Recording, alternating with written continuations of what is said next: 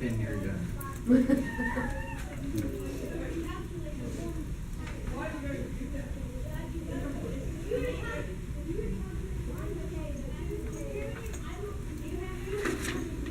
Hi, I'm Raylan Capra. I'm a sophomore in college. And today I'm going to talk to you how to do well in college and how, other than the basics, like do your homework, go to class, listen to the professor. There's so much more tips that you could use rather than just those, basic necessities. So there's some well-known tips and strategies that can help you get through college that might not be well known, but can definitely help a lot. First, you need to study like you mean it. Find an ideal environment that you can study in and be able to focus.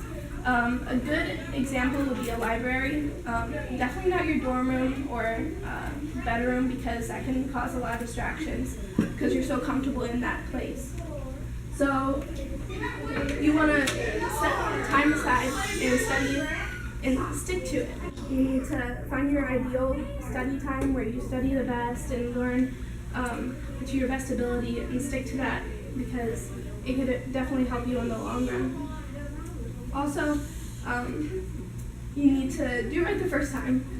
How many times have we, listened to something and not really gotten it the first time because we weren't fully listening? We were just, sitting there. And while sitting in class, you can take notes, listen to the professor intently, so you can get more out of that lecture time and get more out of your time, so you don't have to keep redoing it. And you have to prepare before class. A lot of professors expect you to prepare at least 1 to 2 hours beforehand, so you actually know what they're talking about and you get more out of their lectures. And believe me, that can help a lot. Also, get social. Not many people actually realize the benefits of this, of joining a community and getting social with other people. Not only are you able to interact with people of the same interest, you're able to, work on things outside of class, where, join study groups, get into clubs. A lot of people get, join people that are going in the same direction as you are, and sometimes smarter than you are, that get the material more easily. It's good to get different points of view, and for especially science majors where you have to memorize a lot. And get to know your professor. A lot of the times this goes unused because who wants to get to know a professor really? But you need to ask questions. They know more than you think they do.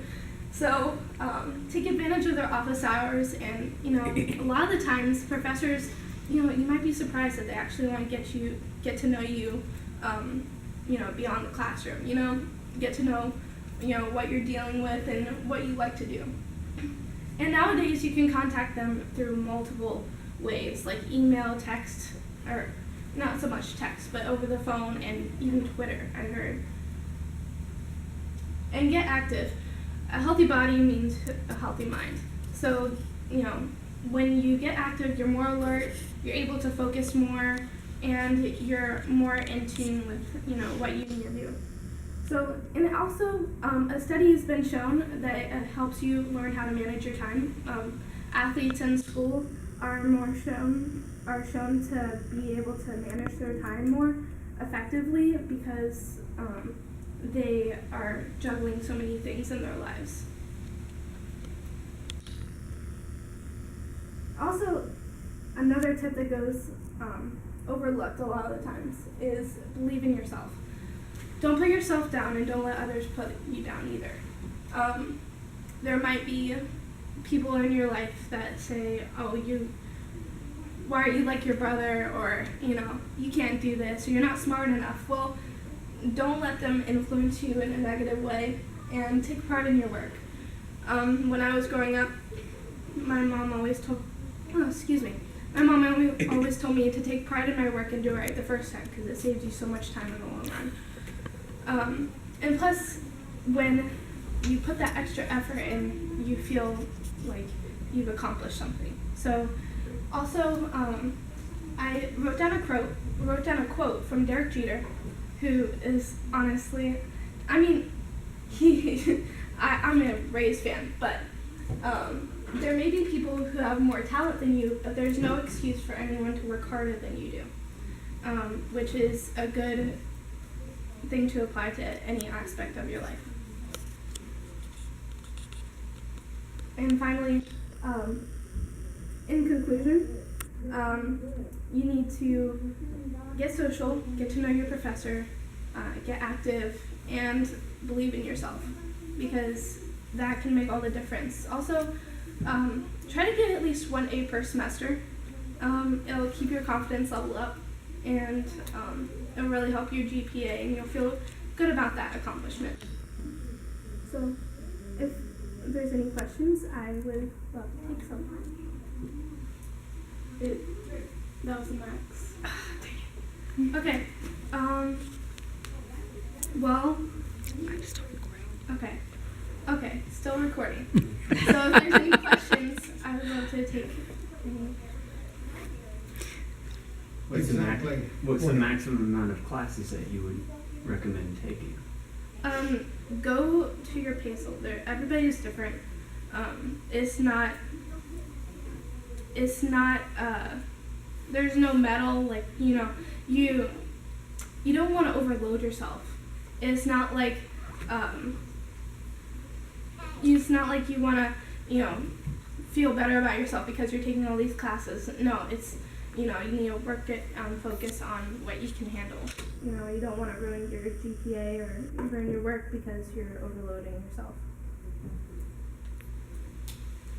Isn't it better to, if you're feeling overloaded, to your next semester scale back a little bit, but don't stop, don't skip a semester, just continue on, but scale back a little bit. Right, find a happy medium. Don't, overload yourself, but also don't stop, you have to find that happy medium, happy place.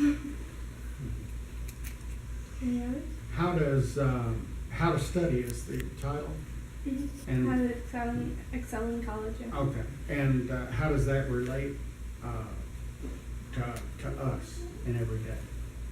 Well, not only in you, this applies to your work life, your school life, your every aspect of your life, because believing in yourself and getting active and taking care of yourself are things that you can apply to everything. Thank you. All right, and if there are no more questions, could I have a critiquer come here? Well, I had a scale of 1 to 5, and I did get the title, How to Excel, and before I got this, and I put down How to Study in parentheses. And outstanding is 5, and unacceptable, missing is 1, and everything is in a scale between 1 and 5. Gained attention and interest, 5. Introduced topic clearly, you did that, 5. Related topic to audience, I put 4 because I wasn't quite sure until I asked the question, but you answered that perfectly. Established credibility, 5. Gave a preview of the main points, and I put 5 down. I wasn't quite sure about the preview of what I'm going to tell you. But I did put 5 because you were very clear on that. In the body, it was organized, easy to follow. You were very easy to follow. That's 5. Used sufficient support. You quoted other people and used other information, 5. Used interesting examples, details, that was a 5. Used effective transitions, that was 4. And audience gained new info. I know I gained some new info, that was excellent. A 5. Prepared audience for ending, you did that very well. And summarized key points and used a memorable closing, that was all 5s there. I gave 5 references to borrowed information, which you did that. Involving the audience, questions and answers, you did that, that's 5. Appeared confident, a 5. Used conventional delivery style, conversational, can't read. and that was very good. You were just talking to us. Used appropriate volume. I could hear you. Maintained strong eye contact. I noticed you always looking at the audience, looking around. Avoided fillers like like, etc.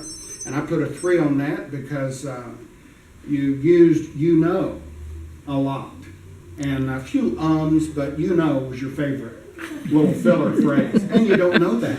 And you'll listen to the recording and see that. Used appropriate vocabulary, 5. Used expressive body language, 5. You moved, didn't stay in one place. I put a 4. You had to stay in one place. You were being filmed, but I take that into account. You had good posture, which you do. Dressed appropriately. You look very nice and professional. Handled presentation aids effectively. And I don't know if everybody could see, but I mean, you just brought up those little, what do they call those, slides that were excellent. Was enthusiastic about the topic, and it's clear you have adapted many of these things in your own personal life, adapted the speech to the audience. Sorry, these are my little alarms that I've got to get ready and go to work. Was well prepared, and you were clearly prepared. Completed speech in 5 to 7 minutes. Bingo, that was excellent. The most important thing that I learned about the topic was the application to all of us in our lives. I like the quote from who? Derek Jeter. Derek Jeter. I mean, you may not do as well as somebody else, but you don't have an excuse not to work as hard, or say it again.